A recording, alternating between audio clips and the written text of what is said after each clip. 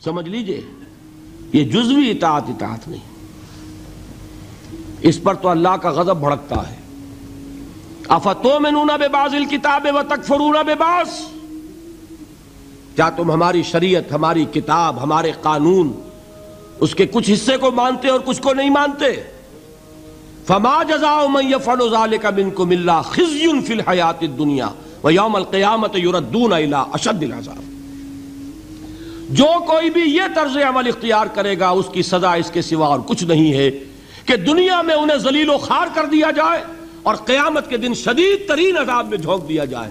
وَمَا اللَّهُ بِغَافِلٍ عَمَّا تَعْمَلُونَ، اور اللہ غافل اور بے خبر نہیں ہے تمہارے کرتوتوں سے۔ He knows you through and through، وہ جانتا ہے، وہ تو تمہاری نیتوں کو جانتا ہے۔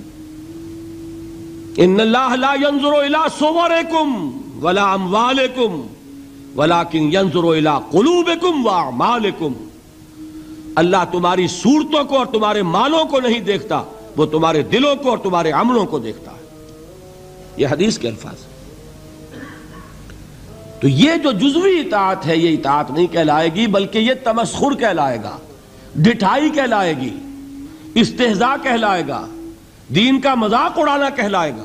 بات سمجھ رہے ہیں کہ نہیں؟ اور میں اور منطقی طور پر ثابت کر دوں کہ اگر آپ نے اللہ کے کچھ احکام مانے کچھ نہیں مانے، تو جو مانے وہ بھی اللہ کے نہیں مانے۔ بظاہر بات میں بڑی عجیب کہہ رہا ہوں، اللہ کا ایک حکم آپ نے مانا ایک نہیں مانا، بتائیے جو نہیں مانا کیوں نہیں مانا؟ کہ نفس کو پسند نہیں۔ جو مانا کیوں مانا؟ کہ نفس کو پسند ہے۔ دونوں حالتوں میں کس کی بات مانی؟ نفس کی۔ اگر اللہ کی بات ماننی تھی تو پھر تو وہ بات بھی اللہ کی ہے۔ جب آپ نے اللہ کی ایک بات رد کر دی کیوں؟ کہ نفس کو پسند نہیں۔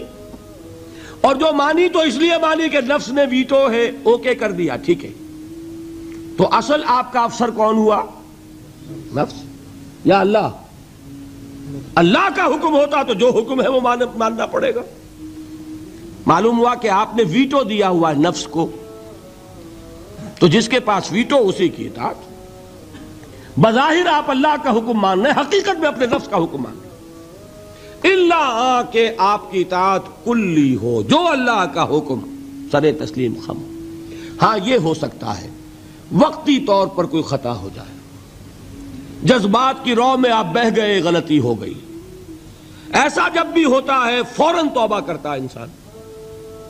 جذبات کا معاملہ ہوتا ہے جیسے کہ طوفان آتا ہے پہاڑی علاقے میں، میدانی علاقے میں سیلاب آئے گا تو آہستہ آہستہ آتا ہے اور آہستہ آہستہ اترتا بھی ہے۔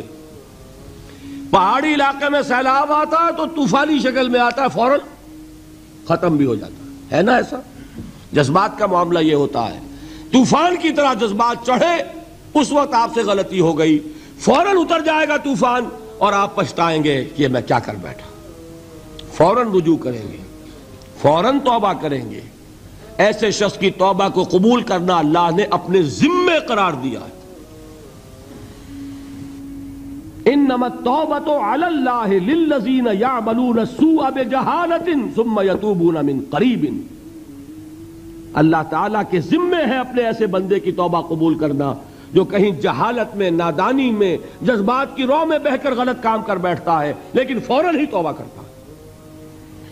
البتہ جان بوجھ کر آپ نے with cold reasoning، جیسے آپ کہتے ہیں نا cold blooded murder، ایک ہے جذبات میں آ کے کسی کو قتل کر دیا، آپ کا کوئی ارادہ نہیں تھا، آپ جا رہے تھے، جاتے ہوئے آپ کا کنگا لگ گیا کسی کو، وہ اللہ کا بندہ ایسا غسیل نکلا اس نے ماں کی گالی دے دی آپ کو، آپ کا چڑھ گیا پارا اور آپ نے جو اس کے ایک رسید کیا مر گیا، تو کیا آپ کا ارادہ تھا اس کو قتل کرنے کا؟ نہیں تھا۔ جیسے حضرت موسیٰ نے قبطی کے ایک گھونسا مارا، فَوَقَذَهُ مُوسَىٰ فَقَضَىٰ عَلَيْهِ، وہ ایک گھونسے میں ختم ہو گیا۔ کیا موسیٰ کا ارادہ قتل کا تھا؟ نہیں۔ یہ اور 6 ہے اور ایک ہے آپ گھر سے ہی چلے ہیں، آج مجھے اس کی جان لینی ہے، پستول لے کر چلے، سنبھال کر چلے، گولیاں گن کر چلے، اور تاک میں رہے کہاں موقع ملتا اور آپ نے مارا، اس کو کہتے ہیں کولڈ بلڈڈ مرڈر۔ اسی طریقے سے ایک گناہ وہ ہے جو سوچ سمجھ کر ہوتا ہے۔ وہ گناہ کون سا ہوتا ہے؟ اجی کیا کریں، کام نہیں چلتا، سودی کاروبار تو کرنا ہی ہے۔ یہ جذباتی بات ہے؟ نہیں، یہ آپ کی سوچی سمجھی رائے ہے۔ روکھی سوکھی نہیں کھانی بھائی، کھانے پراٹھے ہی ہیں، لہذا سودی کاروبار کیے بغیر چارہ نہیں۔